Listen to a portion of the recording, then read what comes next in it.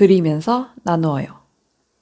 이번 영상에서는 메일을 통해 제게 보내주신 콘티를 같이 보면서 제 개인적인 연출 피드백을 여러분과 나눠보려 합니다. 이번에 콘티를 보내주신 작가님은 하나의 장르가 아니라 여러 가지 장르의 포트폴리오용 콘티를 굉장히 성실하게 많이 보내주셨어요. 솔직히 말씀드리며 시간적 여유만 있다면 모든 콘티를 다 피드백해드리고 싶은 마음입니다. 그런데 지금 이 시점에는 피드백을 기다리고 계신 다른 구독자분들의 메일도 많이 밀려 있어서 모든 콘티를 다루기에는 현실적으로 조금 어려운 상황이에요. 그래서 이번 영상에서는 보내주신 콘티 중 하나, 무협 개그 장르의 콘티를 골라서 집중적으로 피드백을 드려보려 합니다. 이 작가님이 메일에 이런 질문을 남겨주셨어요. 서류는 통과하고 과제까지는 봤는데 최종 심사에서 항상 떨어집니다. 미묘하게 뭔가 부족한 것 같은데 그게 뭔지 잘 모르겠어요. 이 문장 하나에 지금 상황이 다 담겨 있죠. 아마 이 영상을 보고 계신 분들 중에도 이런 경험 있으신 분들 많으실 거예요. 나름 열심히 준비했고 아예 못하는 것 같지도 않은데 왜 항상 마지막 문턱에서 미끄러질까? 이게 진짜 제일 답답한 상황이거든요.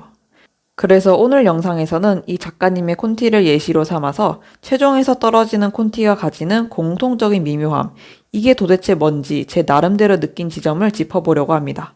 미리 말씀드리지만 이 피드백은 어디까지나 제 개인적인 의견이고 정답은 아니라는 점 참고해 주시면 감사하겠습니다.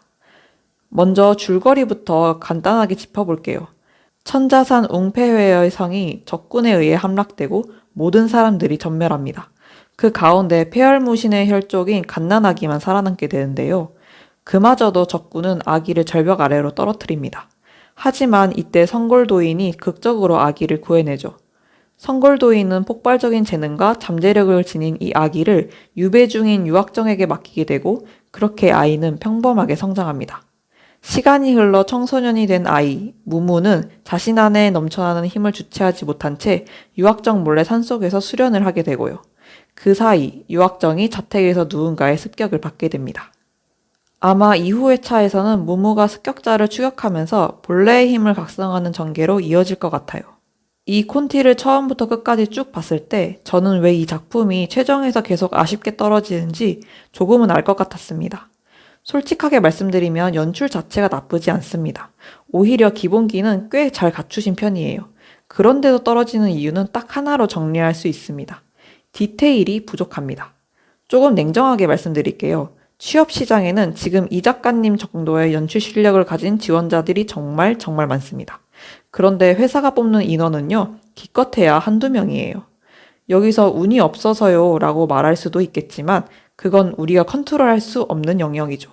우리가 컨트롤할 수 있는 건 단 하나, 다른 지원자들과의 차이입니다. 많은 차이를 바라는 것도 아닙니다.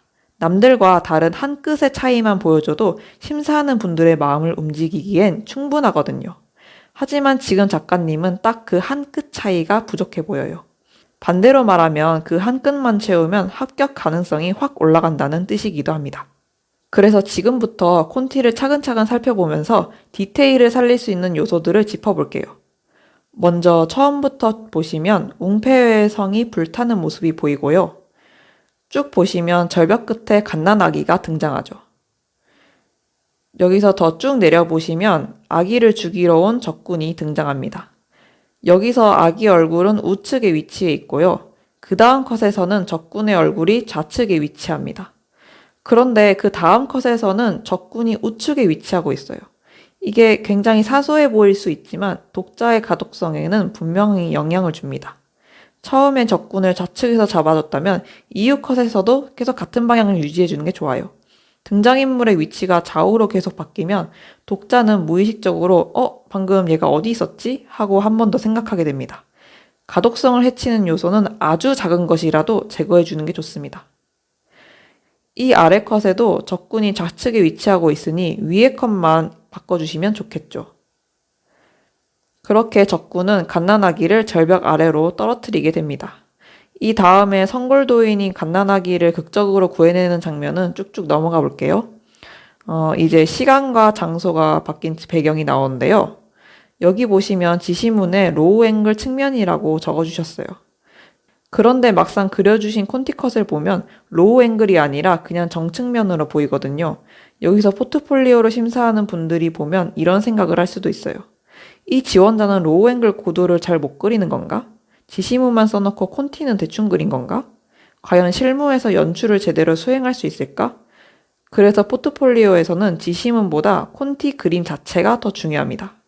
심사자들은 수십, 수백 개의 포트폴리오를 아주 빠르게 훑어보기 때문에 지시문을 하나하나 꼼꼼히 읽지 않습니다. 콘티만 봐도 이 구도구나 하고 바로 이해가 돼야 돼요. 이렇게 말이죠. 콘티만 쓱 보고도 이게 어떤 구도인지 명확히 보이고 한눈에 이해가 되어야 합니다. 그리고 이 아래를 보시면 과거 회상 장면이 2컷 정도 나오는데요. 현재의 콘티만 봐서는 이게 과거 회상인지 바로 알아보기가 힘들어요. 이럴 때는 검정 컷 테두리나 색감 처리, 톤 다운 같은 시각적 장치를 꼭 써주셔야 합니다. 그리고 등장인물 구분도 명확히 해주셔야 돼요. 처음 보는 사람은 누가 성골도인이고 누가 유학정인지 알 수가 없거든요. 물론 지시문에 적어주시긴 했지만 아까도 말씀드렸다시피 심사하는 사람은 이걸 일일이 읽어볼 시간이 없다고 생각하셔야 합니다. 그 다음 쭉쭉 내려볼게요. 여기도 보시면 과거 회상 컷이 하나 나오죠. 마찬가지로 과거 회상 느낌이 확실히 들도록 수정해 주셔야 합니다. 그리고 또 청소년이 된 무무가 여기서 처음 등장하게 되는데요. 첫 컷에는 좌측에 위치해 있죠. 그런데 그 다음 컷에서는 우측에서 좌측을 보며 서 있습니다. 아까와는 정반대의 위치죠. 그 아래 컷은 또 보시면 다시 좌측 뒤통수를 보여주고 있습니다. 그렇다면 이 사이에 있는 이 전신 컷의 무무의 위치가 좌측으로 옮겨져야 감상할 때 더 자연스럽겠죠? 이런 등장인물 위치 디테일을 잘 챙겨주셔야 합니다. 이 아래로는 연출 잘 해주셔서 쭉쭉 넘어가도록 하고요.